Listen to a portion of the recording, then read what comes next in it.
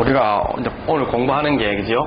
사주학 또는 명리학, 사주 추명학 이렇게 이야기하는 겁니다. 그러면 사주학이란 무엇인가? 인간의 운명을 분석하기 위한 도구로서 가장 체계적이고 논리적이면서 과학적인 내용을 담고 있는 것이 바로 사주학이다, 이렇게 이야기할 수 있겠습니다. 뭐 혹자들은 갈수록 사고가 과학화되고 논리화되다 보니까 이 내용을 공부하지 않은 분들은 하나의 어떤 미신이다, 통계학이다, 이렇게 표현하는 분들이 많은데 이 공부를 하시다 보면은 그렇지가 않다는 것을 알 수 있으실 것입니다. 그래서 이 학문이 과연 어떠한 학문이냐? 우리가 많은 그런 이론들 중에서 인간사를 가장 정확하게 분석한 것이 바로 이 사주학이다. 그렇다면 이 사주학으로서 인간의 구원까지도 할 수 있느냐? 그거는 아니다는 거죠.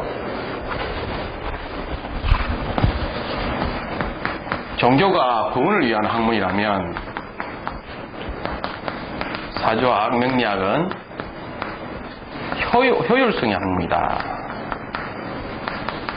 그러니까 다소 현실적이고 인간 삶과 관련된 질을 상승시키기 위한 그런 데 도움이 되는 학문이다. 또 하나는 뭐 철학이라 볼 수 있겠죠. 철학. 인간의 정신세계를 좀 더 한 단계 업그레이드 시켜줄 수 있는 그러한 요소이다. 엄밀히 따지면 철학 안에 사주학을 포함시켜도 무방하겠죠.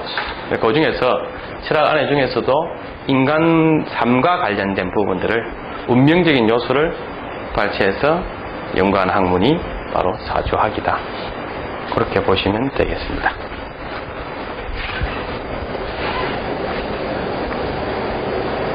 그럼 사주 갖고 뭐를 알 수 있습니까? 이렇게 물어볼 수 있겠죠. 그지? 사주 가지고 알 수 있는 게 뭐가 있겠습니까? 사주가, 사주라는 것은 뭡니까? 4가지의 기둥이다. 그 다음에 팔자는 또 무엇이냐? 팔자는 무엇이냐? 사주와 팔자는 결국은 같은 말입니다. 그죠? 이 사주가 우리 흔히 가서 철학관에 가서 사주를 본다 이라는데 그 사주 철학관에서 알 수 있는 것은 우리가 뭘 알 수 있느냐 이 말이죠. 효율성인데 어떤 효율성이 있나 말하는 거예요. 제일 궁금한 게 뭐겠습니까? 내 돈 잘 벌겠습니까? 요즘은 세상이 하도 그렇다 보니 재물적인 요소. 재물. 나의 재물이 어느 정도냐? 어느 정도. 그 다음에 나는 명예를 어디까지 진급을 할 수 있겠습니까? 진급 여부. 그 다음에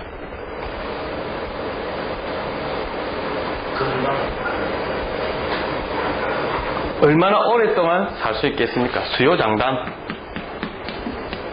생명의 길고 짧음. 그러고 내와 같이 살고 있는 가족들, 우리 육친들, 나와 관련된 육친과의 관계, 특히 부모보, 그 다음에 배우자보, 배우자보, 또 자식보, 여러 가지 사회적인 생활에서의 인간 관계도 관련돼서도 볼 수가 있겠고. 또 뭐가 있을 수 있을까요?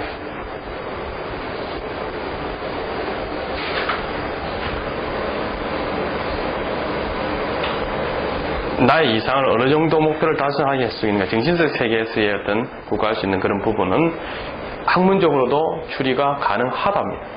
그리고 전생까지도 명리학으로서 유추 가능합니다. 그것까지도 학문으로서 활용으로서 살아갈 수 있다. 그래서 내가 그러니까 어느 시점에 어떻게 함으로 해가지고 그것을 갖다가 기회를 잡을 수 있느냐. 예를 들어서 온열에 씨앗을 심게 되면은 심게 되면 빨리는 자라죠. 크게 빨리는 자라지만 열매를 맺을 수 있다 없다. 열매를 맺을 수가 없다. 그만큼 적절한 시기와 타이밍을 잘 찾아야 된다. 그리고 내가 뭔가 사업을 하고자 하는데 투자를 해야 될 것인가 말아야 될 것인가. 그 시점에서 투자를 해야 해서는 안 되는 부분에 투자를 하게 되면 그만큼 자기는 쫄딱 망할 것이고, 이 시점에는 자기 크게 운이 발복할 수 있는 시기이기 때문에 투자를 하게 되면은 그때 그 뒤에 결과는 아주 크게 나올 것이다. 언제쯤인가 이것을 알모로 해가지고 두 번, 세 번 실수하지 않고 나름대로의 목표를 달성하기 위해서 그것을 배우는 학문이 바로 사주학이라 볼 수 있겠습니다. 예, 들어오십시오. 예.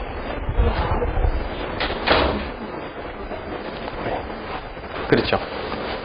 이런 기본적인 우리 일반적인 사람들의 살아가는 데 있어서의 필요한 관심사에 대해서 알려주는 학문, 그것이 사주학이다. 그래서 우리 가장 인사를 다루는 데서 효율성을 가진 학문이 사주학이라 이렇게 보면 되겠습니다. 그럼 이 사주학은 뭘 갖고 그렇게 맞춥니까? 어떤 기준이 있어야 되겠지. 그 사주학은 뭘 가지고 한다고요?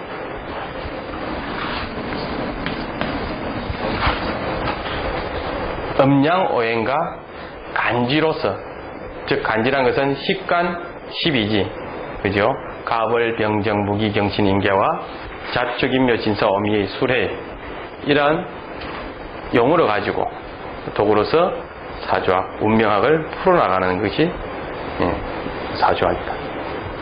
명리학, 흔히 말하는 명리학으로 많이 쓰이죠. 명리학, 명리다, 명리학. 천명각, 인간과 자연의 이치를 탐구하는 학문, 이렇게 또 합니다. 그거 보면 성리학이라는 것은 뭡니까? 성리학. 이와 다르게 성리학도 있죠. 이 말을 붙이는 데 있어서는 다 나름 의미가 있어서 붙인 거겠죠. 그죠? 성리학, 인간의 본성과 자연의 이법, 이치를 탐구하는 학문. 이게 성리학이라고 합니다. 그래서 명리학은 이게 천명도 좋고 인간의 운명도 좋고 인간의 운명을 탐구하는 학문, 이렇게 하면 좀 더 쉽겠죠. 그래서 추명학이라는 것을 왜 붙이느냐? 추명학이라는 것은 사주학이라 하기도 하고 사주 추명학이라고 하는데, 추명학,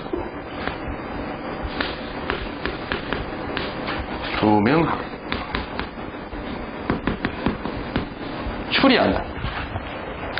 사주라는 것은 인간이 태어난 연, 월, 일, 시를 바로 사주라 그러죠. 태어난 연, 월, 일, 시를 사주인데, 이 연월 일시에 나타나는 그 글자, 그것은 어디에서?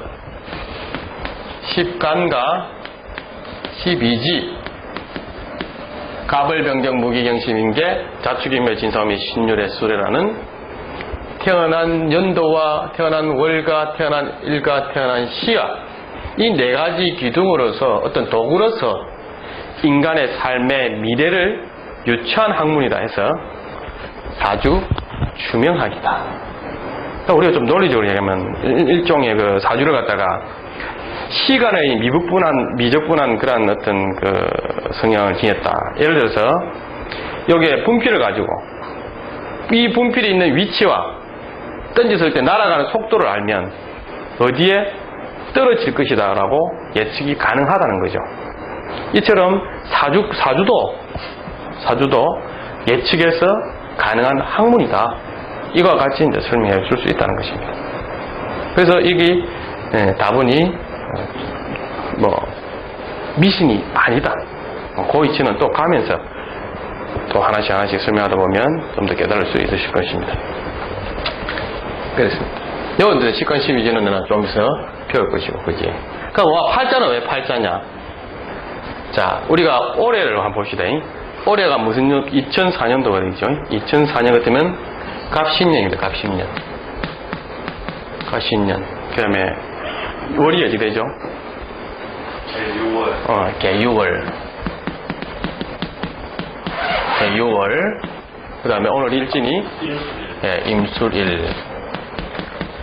지금 시가 7시 반 좀 넘었죠? 넘었습니다. 그럼 술 쉬러 봅시다. 술 쉬면, 정님 한모, 경술 쉬네. 이 네 가지의 기둥, 년, 월, 일, 시 기둥이라 해서 이게 사주다 말입니다. 사주. 네 가지 기둥이다. 즉, 하늘의 뜻과 땅의 뜻. 천간은 천이니까, 천간, 하늘의 뜻과 땅의 뜻이 서로 맞물려서 이 우주가 돌아가는데, 이 사주라는 것은 하늘과 땅과 요 밑에 보면 숨어 있는 게 있습니다. 지장간에 해갖고 인간사를 설명해 놓은 그런 그것이 바로 사주학이다. 그래서 요 기호를 갖다가 응용을 하죠. 기호 논리학적인 측면에서 이것을 응용해서 하는데, 그래서 인간의 욕을 가지고 인간의 삶을 유추한 데서 사주 추명학이다 라고도 표현을 한다는 거예요. 똑같은 말입니다. 사주학, 명리학, 사주 추명학 이렇게 있습니다. 팔자는 뭐냐? 팔자는 위에서 글자를 따로따로 떼어난단 말이죠. 하나, 둘, 정간지지, 정간지지. 하나, 둘, 셋, 넷, 다섯, 여섯, 일곱, 8개. 몇 개 있다고요? 글자가.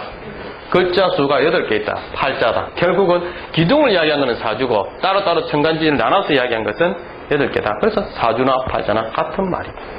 이렇게 되는 것입니다. 되겠지요? 예. 그래서 사주 추명학은 간지를 기준으로서 인간의 운명을 예지하는 예언술이다. 우리 이렇게 볼 수 있겠습니다. 여기 빠진 것 중에 중요한 거 빠졌습니다. 적성, 나의 적성. 사주로서 또 알 수 있는 게 나의 적성. 예를 들어 볼게요. 저는 처음에 제가 대학에 지원하게 된 과가 회계학이었습니다. 회계학. 와, 회계학 1년 하고 나닐 때 다니는데 저하고 너무 안 맞더라고요. 제가 원래 또 성격이 좀 꼼꼼하지 못하다 보니까 아마 우리 잘 아실 겁니다만은 또 밑에 앉아갖고 동계산하고 이건 저하고는 거리가 너무 멀더라고요. 그래서 이 1년을 딱 다니다가 도저히 이건 내가 가야 될 그 과가 아니더라. 사주상으로 이야기하면 나중에 가면 이 말을 이해하실 겁니다. 제가 자가 있는데, 글자 중에 자가 있는데 이 자가 뭐냐면은 편재라고 합니다. 편재란 큰 돈, 내 돈이 아닌 남의 돈을 이렇게 주고받고 그런 형태의 요소인 그거를 글자에 해당되는 게 자인데, 그 편재가 회계학 하면 결국 쭉 갈 수 있는데 어딥니까? 회계사 하더라도 은행 가거나 그런 쪽 많이 간다 아닙니까? 결국 이것이 뭐가 되냐? 공망이 됐어요. 공망이 되다 보니까 결국 이걸 가지 않고 내가 어디로 가느냐? 결국 나한테는 필요한 것이 인수가 따뜻함이 필요한데 자을 기토가 돼가지고 결국은 선택하게 된 것이 윤리 교육을 선택하게 됐습니다. 이것도 내 팔자에 있더라 이 말이에요. 만약에 내가 처음부터 이 공부를 해가지고 내 적성이 뭔지, 내가 결국 가야 될 길이 뭔지 알았더라면 저는 몇 번을 실패하지 않고 몇 년을 소비보지 않고 갈 수가 있었겠죠.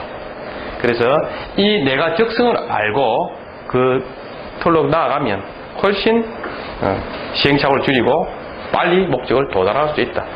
그래서 이 삶이 이 학문이 효율성을 가진 학문이 아닌 효율성과 유용성을 지닌 학문이다. 그래 보세요.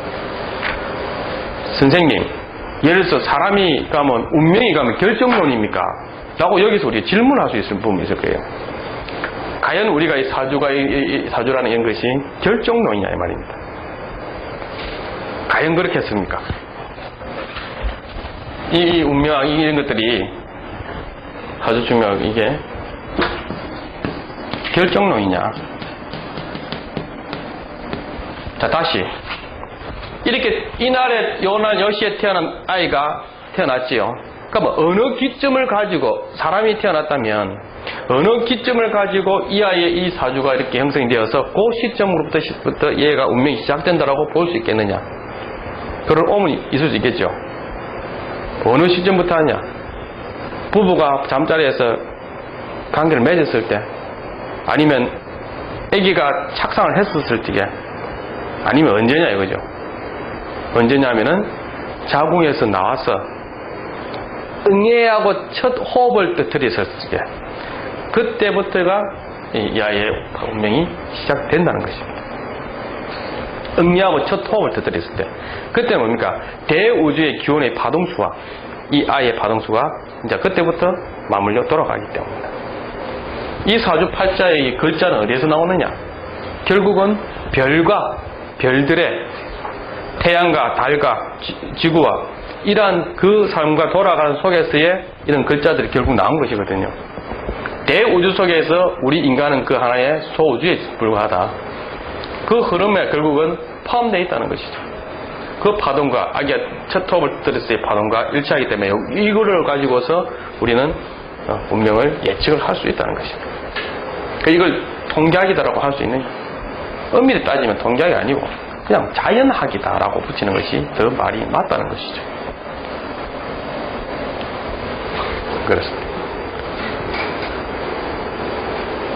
그래서 그러면 그때 응애하고 호흡을 터뜨렸을 때 어떤 아이가 연월일시가 딱 결정 나와지는데 그럼 이 팔자대로 저 아이가 무조건 저렇게 산다라고 우리가 볼 수 있겠느냐 이 말입니다. 그래서 운명은 우리 팔자는 사주는 결정적이다. 결정론이다. 과연 그럴까요?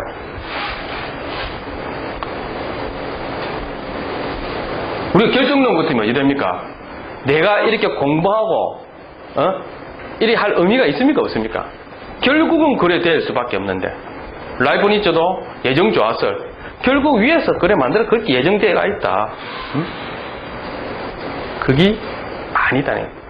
인간에게 뭐가 주어지기 때문에 자유 의지를 주어졌기 때문에 인간에게는 자유 의지를 주어졌기 때문에 이 운명은 결정론이 아니라 사주는 결정론이 아니라 얼마든지 변화 가능하다.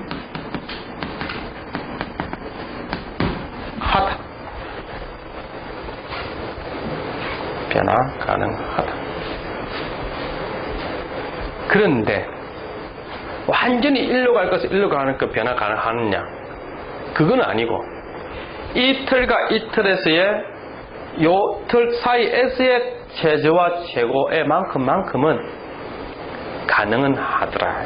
내가 여기서 서울로 가는 건 맞는데 기차를 타고 가느냐 비행기를 타고 가느냐 아니면 자전거를 타고 가느냐 걸어가느냐 뭐를 타고 가느냐 하는 것은 누구 의지라고 해요?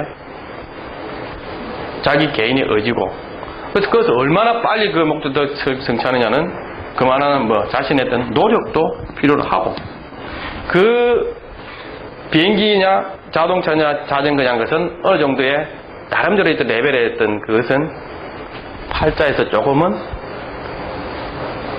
등분해갖고 구분은 되어질 수 있더라 이렇게 본다는 거죠. 바둑을 이야기하면 프로에 단 있는 사람하고 이제 막 급수가 잘 뜬다고 해서 몇 급 되는 사람하고 이 사람이 아무리 급수하는 사람 잘해도 단을 능가할 수 있다 없다. 그 차이는 인정해줘야 되는 부분 요소가 있다는 거죠. 그런 건 있지만 그러나 인간사로서 당신은 이렇게 될 것이야 라고 했을 때 내가 의지가 강력하게 있어가지고 안 하겠다 마음먹으면 안 되는 것도 그 마음먹은 대로 되는 것도 있더라. 예를 들어서 당신은 결혼하고서 이혼하게 될 것이야. 몇 년도 이혼하게 될 것이야. 그 말 듣고 니 그랬지? 그 사람이 암만 그랬다 해가 내가 절대나 이혼 안 할 것이다. 강한 의지를 모으면 인간사에서 일어날 수 있는 그런 일들에 있어서 하지 않겠다라고 강력한 의지가 있다면 그거는 의지대로 할 수 있다 없다. 의지대로 할 수가 있다. 단지 그러한 과정에 있어서의 부부 간의 갈등적인 요소는 지날 수밖에 없는 요소는 있을 수 있을 것이다. 헤어지고 안 헤어지고 하는 것은 자기 개인에서의 결정적인 역할을 하는 것은 자신의 자유, 의지다는 것은 우리가 여지가 있다는 것입니다. 이 운명에서는 이러한 부분이다. 그럼 예를 들어서 전생의 업을 가지고 태어난다 라고 이야기를 한다 그러죠. 그 업을 가지고 태어났으면은 그 나쁜 업이 그대로 다 적용되어 거기에 다 받느냐? 좋은 업이면 좋은 업을 그대로 다 받느냐? 저는 그렇게 생각하지 않습니다. 현재 내가 어떻게 살아가느냐에 따라서 달라진다. 만약에 과거에 있어서 업을 그대로 받은 것에서 니는 받게끔 돼 있으면 내가 지금 해가 노력했는들 노력했는들 도움이 됩니까? 안 됩니까? 결국 니는 그 업보 받아야 되는데 니가 노력해도 안 된다 하면 삶을 살 가치는 없지 않습니까? 맞지? 그렇게 받아도 다음에는 지금 게 있으니까 그래서 받을 수가 있지. 예. 그 전에 그 대가는 지금 받아라. 대신 고통을 따를 것이다. 니가 그 고통을 가지면서도 노력해서 내준다는 이야기는 뭐냐? 니한테 기회를 한 번 더 준다. 다음에는 네가 이 부분에서 정말 선하고 착하게 해가지고 다음에 태어날 때는 또 좋게 태어날 수 있는 그런 현세의 기회를 주었다고 본단 말이죠. 이런 기회마저 안 주어지면 어찌 된다고 해? 어차피 과거에 네가 잘못해서 그 업을 받는 거 시작. 그럼 내 생에는 또다시 구제할 수 있는 그런 어떤 여지는 주어야 되지 않겠느냐 말이죠. 그지? 그래서 이때의 개인의 자유 의지 이것이 반드시 들어가야지만이 이 학문에 있어서도 필요가 있는 것이지 모든 것이 결정되어져 버리고 다 그렇게 됐다 하면은 이 학문의 의미가 없다는 것입니다.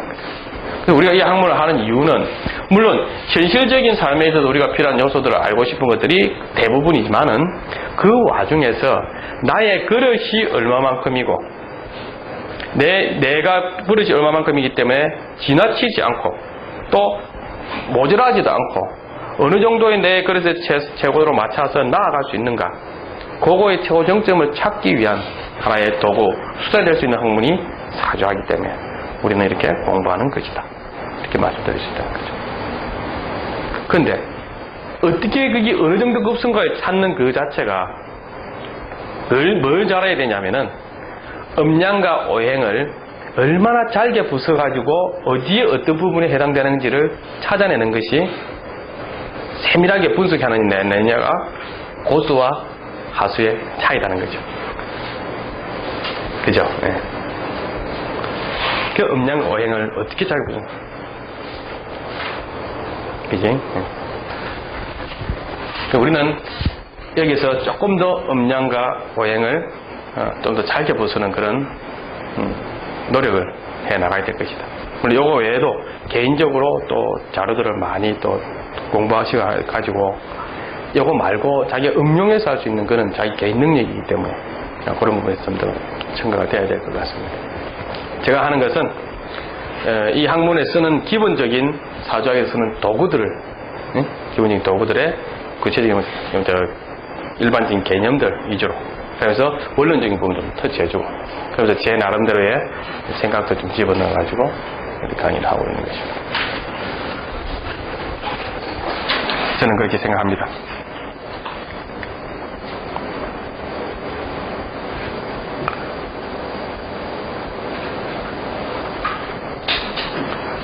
자, 그 다음에 필연과 우연 그리고 불확정성의 원리 그치? 필연인 듯 하나 우연이면서 또 우연인 듯 하니까 또 필연인 것 같다. 과학은 확률적으로는 필연이지만 이것이 절대적인 필연일 수는 없다.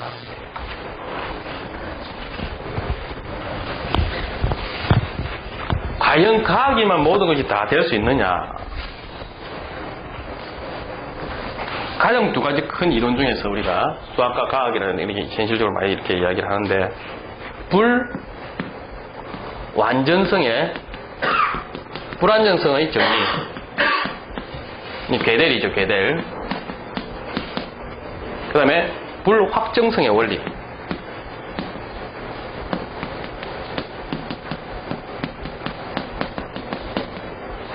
하이젠베르크.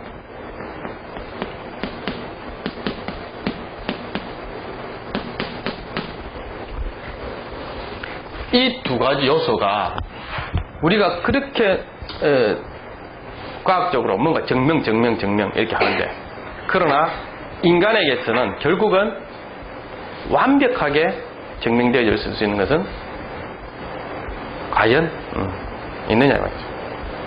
결국은 이거는 절대적이다. 또 그 이름 깨지고, 그죠?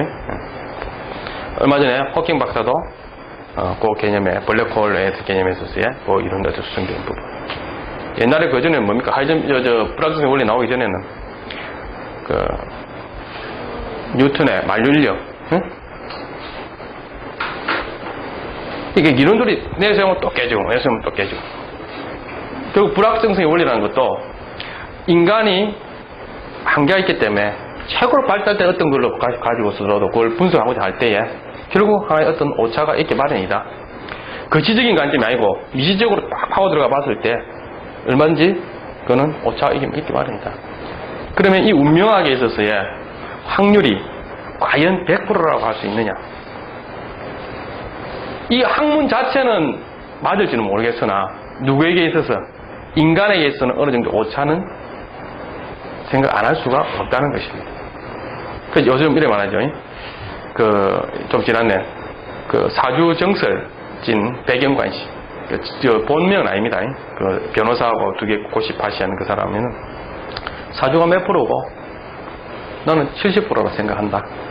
70%도. 그래도 어느 정도 실력이 있고 인정하는 분야가 70%라는 거죠. 절대적인 수준은 아닙니다. 부분에 한해서 우리가 일반적으로 사주정설이라면 누구나 보는 그런 책이기 때문에 기본 텍스트이기 때문에 그러나 고수들은 정작 고수들은 85% 이상 육박을 하는 사람들이 고수급이라고 하지 않겠느냐. 그러나 어떤 학자는 박사학위를 받은 어떤 분은 모분은 30%다 이야기하더라고요. 30%. 그럼 이 50%라고 30%라고는 천지 차이거든요. 그래서 자기는 그 부분, 내가 지금 그 관절들을 기억하기는 그렇게 알고 있어요.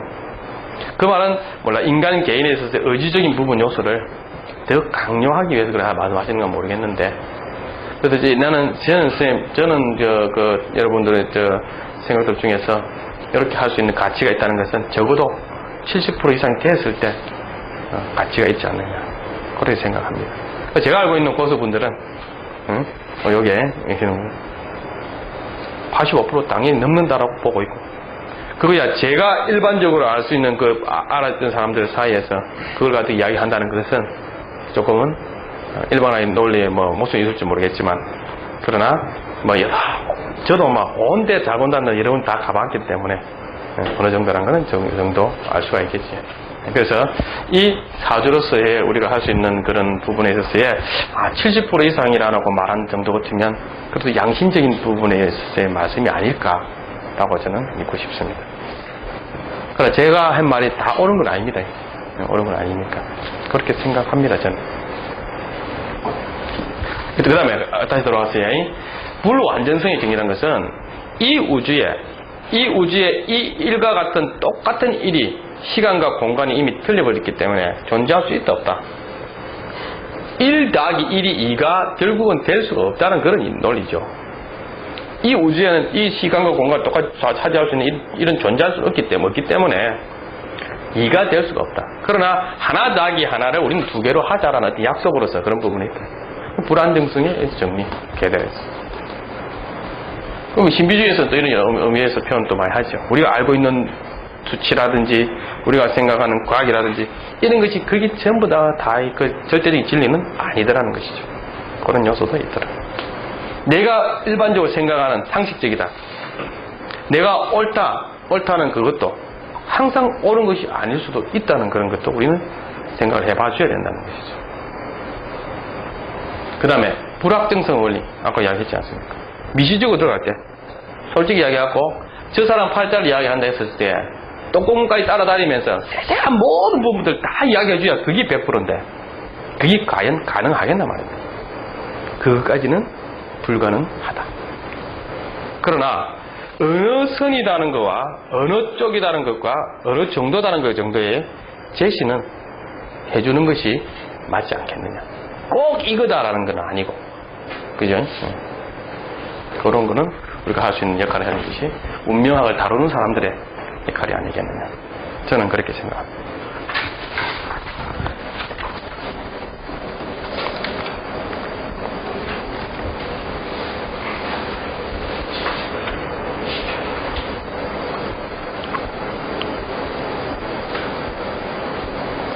같은 부부 밑에서 같은 음식을 먹고 자란 자식도 다 틀리고. 그게 왜 그러냐 이 말이죠. 그죠? 어느 병원에 같은 병명으로 와서 사람이 한날 1시에 들어왔는데 누구는 살고 누구는 죽는 이유가 뭐냐? 그게 결국은 운명이 있구나. 아이 팔자구나. 그렇게 표현합니다. 그러면 여기서 질문이 나와야 되는데 똑같은 팔자를 가진 사람은 그럼 왜 다릅니까? 라는 거. 그게 나와야 되지 않겠습니까? 쌍둥이 같은 경우도 마찬가지. 예. 5월 24일에 나왔거든요. 예. 쌍둥이였는데 둘이 다 백혈병이 걸렸어요. 예. 근데 동생은 죽었어요. 예. 좀 심해갖고. 예. 근데 언니는 완쾌됐다는 건 아닌데 지금 5개월 됐어요. 생후 5개월. 예. 동생은 그러면 그때 태어난 사람들이 전부 다 백혈병이냐 이 말이죠. 그래서 나는 왜 쌍둥이인데 응. 문제 하나가 그래 죽나. 예. 그때 굉장히 쌍둥이에 대해서 네. 그 풀이해놓은 게 네. 있습니다. 나중에 가면 나올 건데 합사주 하는 거 분야하고 여러 가지 분야가 있는데 그거는 제가 나중에 말씀 한번 드릴게요. 그리고 제가 나름대로 검증한 사람이 우리 친척 중에 있거든요. 전공 가지고 내가 이야기할 때 그걸로 이야기할 거고. 예. 생후 5개월이란 말입니다. 예. 너무 짧은 기간인데 너무나 인생이 다른 살고 죽고 완전 그렇지. 예. 지금 우리가 생각할 때 제일 크다게 보는 요소 아닙니까. 예. 그래서 그거 보는 이유가 있고요. 그 다음에 우리 또 점검해보면 되겠지. 그 다음에 같은 사주인데 왜 다르게 사느냐. 그것은 다른 어떤 우리 학문한 분야에 있어서는 모친에 따라서 태어나는 그게 다르기 때문에 다르다는 것이죠. 또 모친이 가면 그렇다 치자. 결혼을 누가 하고 하냐에 따라 배우자에 따라서 또 달라진다는 그런 학문적인 배경으로서 하고 있는 게 있습니다. 그거 제가 이전에 강의했던 그 내용들이고. 그래서 그 다음에 이 사람에 있어서의 우리 좀 쉽게 얘기합니다. 강이 흘러가는데 이 나뭇잎이 그 강에 흐르는 물살대로 따라가게 되면 그래도 그나마 어느 정도는 되는데 우리 사람이라는 것이 꼭 반등 기질이 있어 그런 건 몰라도 올라가려거나 서로 막 이렇게 자기가 안 되는 길로 나가려는 그거는 결국 결정하는 것은 누가 한다고요? 자기 결정하는 거 아닙니까? 배우자를 누구를 택할 것인가? 어떤 차를 탈 것인가? 내가 직업을 뭘 가질 것인가? 네가 꼭 이 직업이다가 아니라 이 범주 내에서 너는 이 운명에서 이게 그런 그릇인데 운이 나쁠 때는 이걸 따라간단 말입니까? 다른 걸 자꾸 한단 말입니까? 운의 흐름이 따라서 안 되는 것만 골라가더란 말이지. 끓여가면 수월할 낀데 그런 것들이 있는데 그럼 니는 요 길을 가야 된다. 거기에 대한 고통이 덜하다. 이런 걸 우리는 가르쳐 준다는 거지. 나는 아니고 뭐 됐는데 결국 선택권은 누구한테 주어져 있다고요? 개인 본인한테 주어져 있는 것입니다. 그러니까 직업을 대갖고 무조건 100% 다 맞추냐? 그건 아니다고 봅니다. 개인의 선택권이기 때문에 네가 이 직업을 가졌느냐? 그러면은 너는 큰 무리 없이 태어날 것이고 운까지 봐주면 이 분야에서 너는 나름대로의 네 목표를 이룰 것이다. 그렇게 이야기해 주는 것이 우리의 역할이라는 거죠. 딱 무엇이다. 백발백중 맞춘다. 물론 고수들 중에서 몇 분들 그렇게 하는 사람들이 있는가 모르겠지만은 모두 다를 그렇게 할 수는 없단 말입니다. 저는 그래 봅니다. 그러니까 어느 선은 어느까지 제시해 줄 수 있고 이는 어디까지 할 수 있는 거니까 여기까지 제시해 주는 거기 고수와 차이점이라 볼 수 있겠죠. 거기서 똑같은 명제라도 다른 이유가 있다. 예, 그렇습니다. 대표적인 게 있습니까? 김영삼 대통령과 농부 벌 키운다 했지요. 당신은 나라의 황제지만 나는 벌들의 황제다. 누가 맞다나요? 긴 항축 계획에서 진술 충분히 다 형성되지 않습니까? 기미일주의. 나중에 가면 예를 예시하면 나올 겁니다. 그렇다.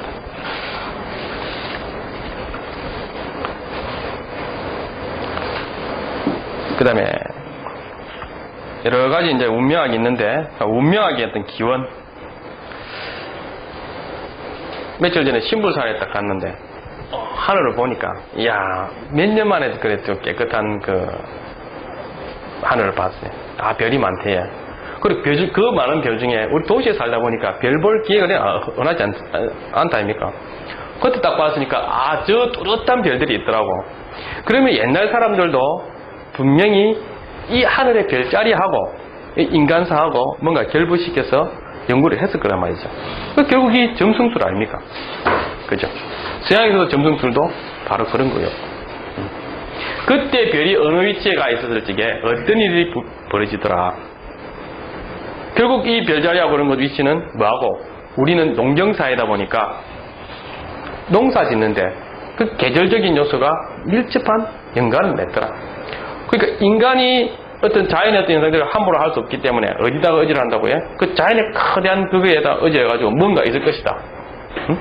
그런 요소에서부터 뭐 어떤 운명학적 요소가 시발되지 않았겠느냐. 그래야 된다.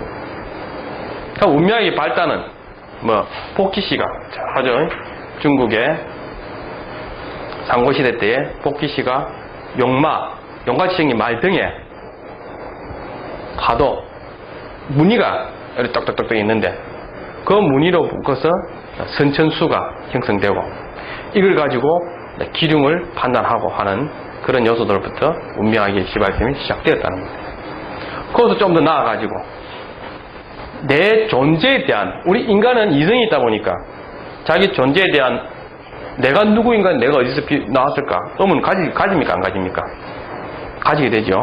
그러한 물음에서부터 최고의 마지막에 과연 내가 어디서부터 이렇게 됐느냐, 그런 질문은 서양도 마찬가지, 우리도 마찬가지 그렇게 해왔는데 그 시발점이 된 것이 그 단어가 뭐라고 해? 태극. 그 태극은 바로 여기라는 중요요소 중에 바로 이러한 요소에서부터 시작해가지고 운명학적 요소까지도 내려왔다는 거죠. 철학, 동양 철학의 가장 근간이 되어 있는 걸 찾아라. 우리는 뭐라 이야기합니까? 그것이 역이라 하죠. 역. 그게 뭐냐? 역이라 하거든. 이 우주 만고 불변의 진리.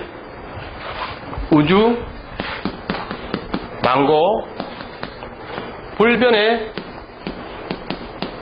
진리가 역이더라. 역. 왜 역이라 받느냐? 끊임없이 이 우주는 변한다. 변한다는 그게 진리다 이 말입니다. 동양의 사고방식에는 그 뿌리에 역이라는 것이 아예 빡 박혀가 있다. 뭐더라? 변한다. 해가 뜨고 달이 뜨고 해가 뜨고 달이 뜨고 자연이 변하듯이 이 해와 달의 합성을 한 말이죠. 응? 그런 데서부터 시작되더라. 요 단어에서부터는 또 다시 제가 설명을 해 나가야 되니까 거기서부터 비롯되지 않겠느냐.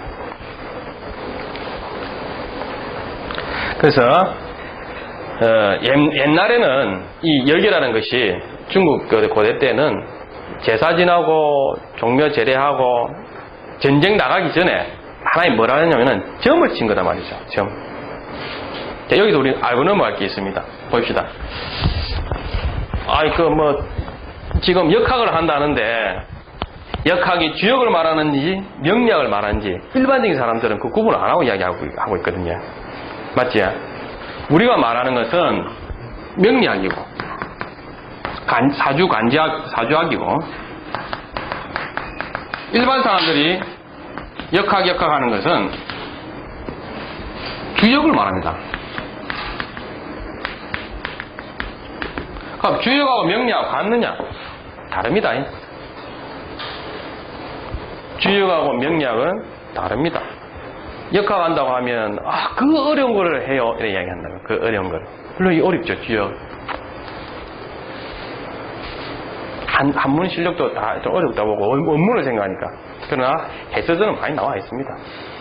깊이 딱 정동해가지고 보면은 그렇게 제가 감히 그렇게 말하는 건 안 되지만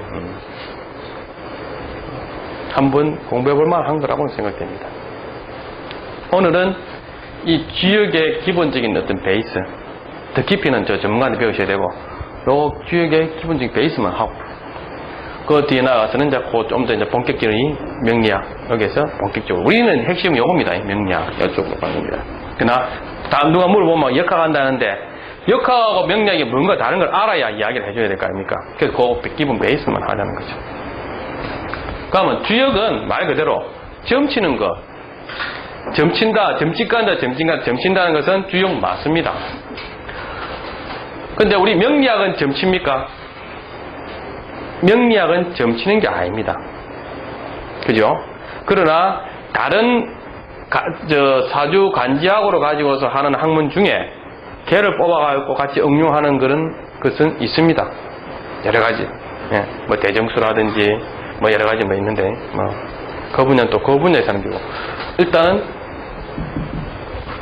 유기미라든지 그런 것들. 그러나 이거는 명리학은 점치는 것은 아니다.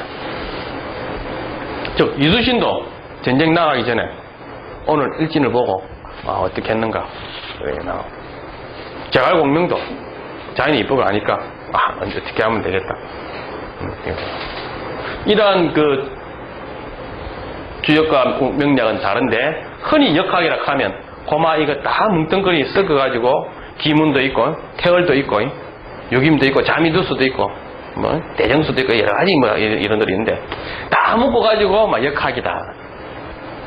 그죠? 그거는 다 묶고 역학을 해도 돼요. 기본적으로 역이라는 것이 기본적인 기본 틀을 가지고서 다 나오는 거기 때문에 역학에는 포함됩니다만은 엄밀히 따지면은 주역과 명리학과 각자 나름들은 도구들은 하는 분석하는 게 다르기 때문에 다르다라고 이야기해 줘야 됩니다. 아시겠지요? 예. 자, 그 다음에 그러면 우리가 흔히 알고 있는 거는 대부분이 알고 있는 사람들이 역학한다 하면 이 주역인데 이 주역의 어떤 기원부터 해갖고 이것도 한번 들어가 보도록 해봅시다. 그래서 이거는 베이스만 좀 알고 가십시다.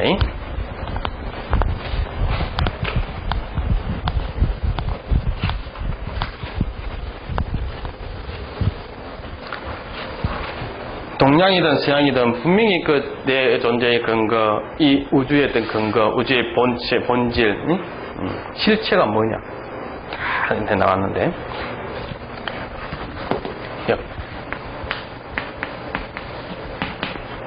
이 말은 어디에서 나타났느냐? 즉 해와 달의 합성에서 이 역이라는 글자가 비롯되었다. 우주 만고불변의 진리가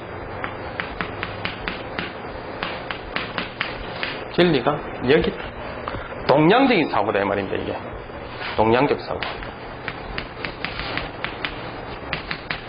동양 모두는 아니고 특히 중국과 한국과 이런데 일본까지도 포함될 수 있겠죠. 얘기입니다. 해 뜨고 달 뜨더라. 이게 끊임없이 변하더라. 그거 진리 아니냐? 이거 누가 부인할 수 있느냐? 없다. 또 도마뱀 형상을 땄다. 12가지에 있던 도마뱀이다. 색깔 변하는 카멜레온 같이 변하는 그때 변하는 이 12가지도 뭐 그런 12가지 간지였던 의미겠지만 그런 의미에서 도마뱀 형상을 따서 나왔다. 봄, 여름, 가을, 1, 2, 3, 4, 5, 12개월 있죠. 그런 개념에서 나왔다. 이 역이라는 것은 자연의 어떤 변화의 모습을 하나의 진리라고 반거라는 거죠. 그 다음에 또 다른 설에서는 하늘을 보고 하늘을 오르러서 무엇을 하지 말라. 하늘을 오르러서 무엇을 하지 말라. 그런 요소에서 나왔다. 그 단어가 바로 역이더라. 뭐 그전에는 기장력, 연상력, 하은, 주, 춘추, 전국 이렇게 쭉 나오는데 우리가 말하는 주역은 어느 시대 때 주로 기존으로 해서 많이 이야기한다고요? 주나라 시대 때 역학이라서 주문왕에서부터 어느 정도 체계화시키게 돼서 주역. 그럼 흔히 말하는 주역, 역경은 우리가 지금 현재 알고 있는 역경은 유가 시대 때의 공자가 그 춘추 전국 시대 그때 공자가 그 제도들과 함께 경상하 말고 그 뒤에 10가지 날개를 달았다. 10익. 그걸 붙여서 다 합해가지고 역경, 주역. 그거를 사실 말한 겁니다.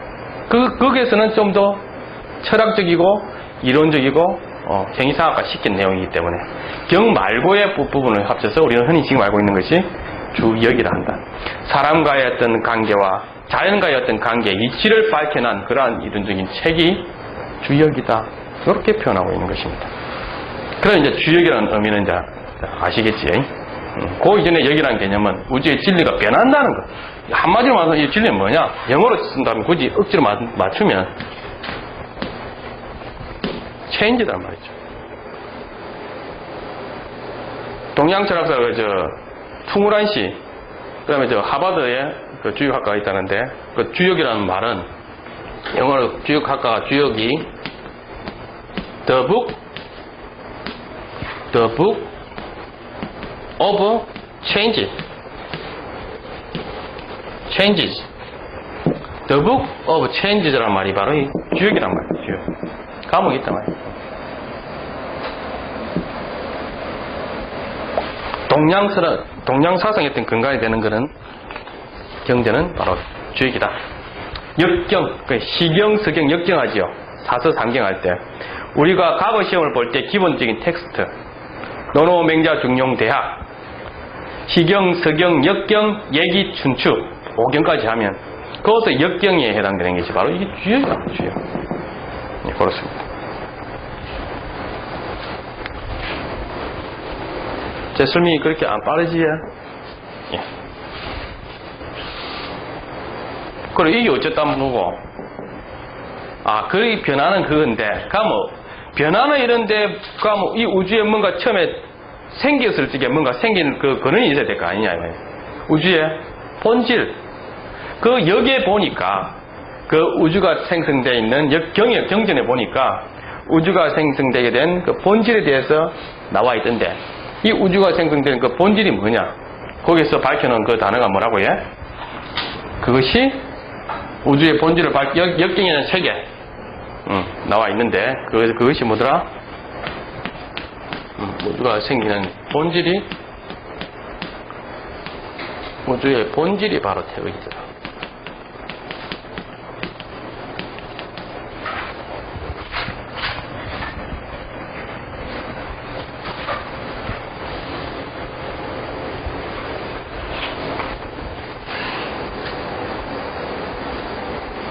우주 만물이 생성 전개되는 근원, 우주 만유 전부며 존재 그 자체, 그것이 역경의 태극이더라 나와 있더라.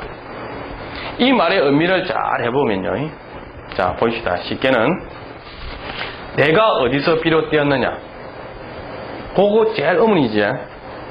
내가 어디서 비롯되었습니까? 내는 우리 부모로부터 내가 나왔단 말이에요. 아버지와 엄마라는 음양의 조화로 내가지고 내가 생성되었다. 이것이 아버지는 그 아버지 쫙 끝머리로 가니까 다 하니까 다 한 뭘 썼다고 해? 다 할 극자를 쓴 거라. 맞죠? 그래서 한자에서 그게 끝머리 극이더라. 그럼 이 우주에는 인간만 존재하느냐? 아니고 우주 삼라만살 모든 것들이 다 존재하는데 이런 것은 다 어디 있어? 별들은 다 어디 있어? 그래 큰 태자를 붙여갖고 그래서 이 우주 삼라만살의 가장 근본적인 원인 그게 바로 태극이란 말이죠.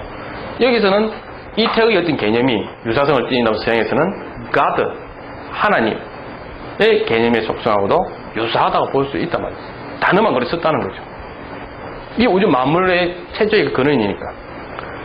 그러니까 이 우주가 질서 잡혀갖고 제자리 하늘과 땅이 생기고 하기 전에는 무슨 시대입니까? 혼돈, 카오스, 그죠? 혼돈, 배운, 잉태하려고 하는. 그래서 태극이 그 다음에 나타난다. 그런 이치로서 그러니까 무극이 태극이다. 무극이 태극이라는 것은 주돈이 태극도설에 무극이 태극이라는 것은 무극이라는 것은 바로 이 혼돈에 상대해서 이 태극이 잉태하고 배운을 거쳐서 잉태해서 태극이 나타났다. 태극생, 그 다음에 양이, 주역사전에 양이생, 사상생, 팔계 이런 식으로 나아간다는 거. 그 다음에 그 태극도설에서는 동이 다하면 양이 다하면 동이 다하면은 정이 생기고 뭐 정이 다하면 동이 생기고 뭐 이런 식으로 그 말이 무극이 태극, 무극동, 동이 생양, 이 동이 다 하고 나면 동극이 동이 다 극하고 극까지 다 돌아가고 나면 이제 음이 생긴다. 이런 식으로 뭐 주동이 태극도서는 그렇게 되어 있죠. 예. 무극이 동에서 그다음에 양이 생기고 동이 극하게 달하면은 그다음에 음이 생긴다. 예, 그렇죠.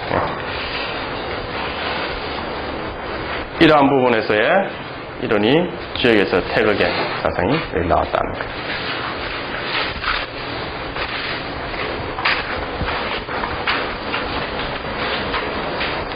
그래서 이 우주에는 어디서 비롯되었나? 무극, 혼돈, 배원을 거쳐서 태극에서부터 우주의 본질이 여기서부터 시작된다. 그래 뭐 태극하는 말이 여기서 이 우주가 존재하게 된 그 근원이 본질이니까 신이 하나님이 이 우주를 창제했듯이 이 우주가 창제하게 된 존재하게 된 그런 근원이 태극이다. 동양에서는 그래 봤단 말이야. 그러니까 이거 갖다 우리 그림으로 도식화시켜 나타내보자. 그림으로. 태극의 모습이 어떻습니까? 원의를 갖다가 우리 완전히 어떤 개념으로 보고, 그죠? 원을 완전히 개념을 보고, 안에 이렇게 굴곡이 딱지가 있습니다. 굴곡이. 와, 택을 그리는데, 와, 이 가운데 이 말이 들어가 있네. 새 을자를 의미하기도 하고. S자가 왜 택을 그리는데 원만 그리면 될 거로, 와, 이 S자를 그리면, 좀 뒤에 S자 그려놨습니다. 옛날에 그 태국 도서에는 그냥 동그란 그대로 있어요. 안에 이 연 이유는, 바로 들어오시라고 하지.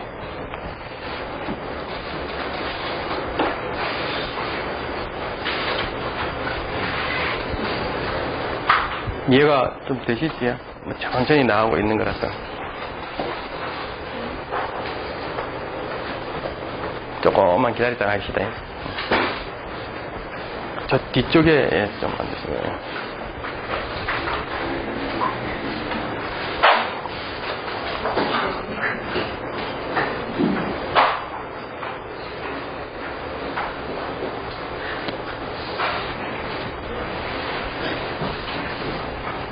들어오세요.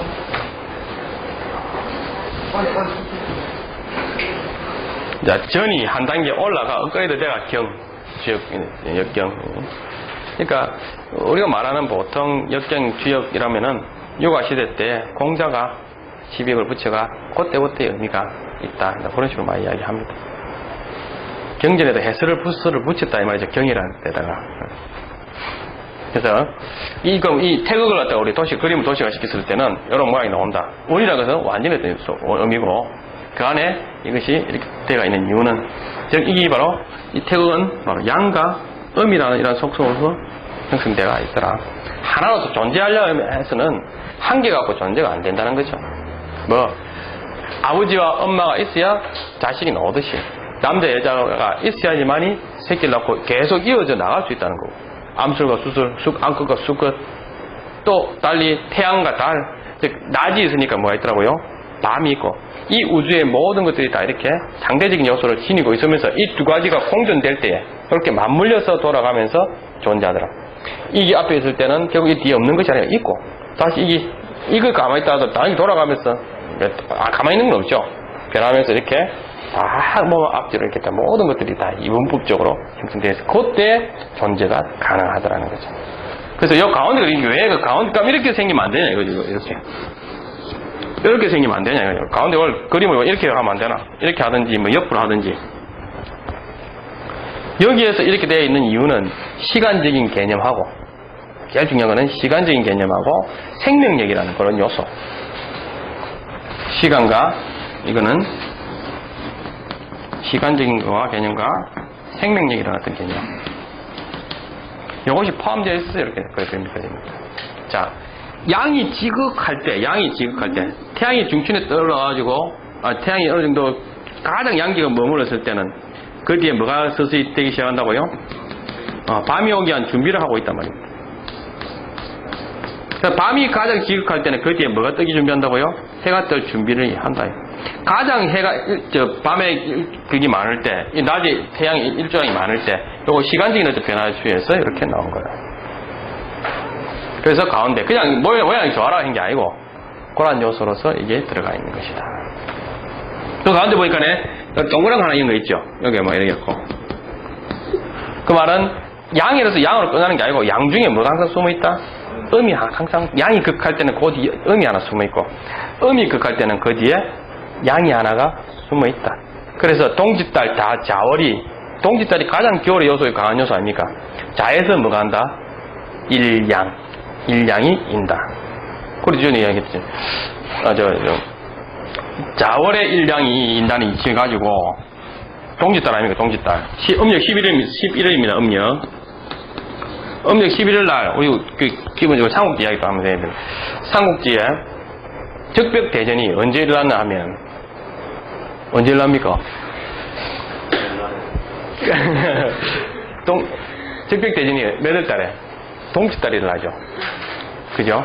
중위도, 그러니까 우리 북방이 중위도에 겨울에는 무슨 바람이 붑니까? 북서풍이 분다 아닙니까? 동짓달에 이게 보름 전후로 전쟁이 나거든요. 자일 때는 일양이 일기 때문에 그 순간에 양의 기운이 일어난다 안 한다. 그 중에 어느 한 그 시점에 한 2시간 정도는 양의 바람이 일어나게 돼 있다. 양이 일어나게 돼 있다. 그러니까 북서풍이 내 부는 게 아니고 그 시간대는 뭐가 분다고요? 동남풍이 분다는 그 시간. 그 자일양 인다는 거기 그거라.